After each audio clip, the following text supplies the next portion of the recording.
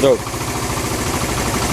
Gaya ng pangako ko sa inyo noong nakaraang halalan 2016, nandito na po ang para sa TODA, ang motorsiklo na tumatakbo sa Daso Water Fuel.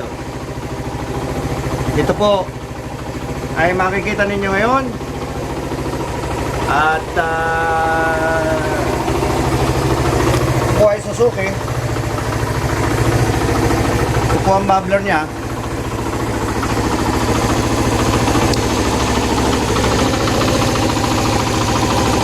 Ito po yung carburetor.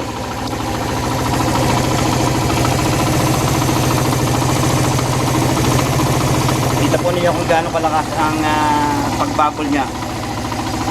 Dito po ay narito ang kalahati nito ay hydrogen. Diretso na po yan sa pinakakarburador. Meron pong check valve, one-way valve, para hindi na bumalik yung gas.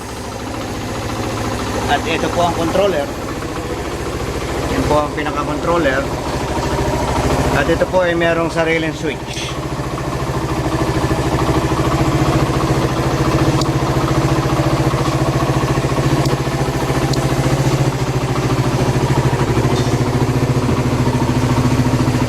Ito po ang pinaka monolock niya.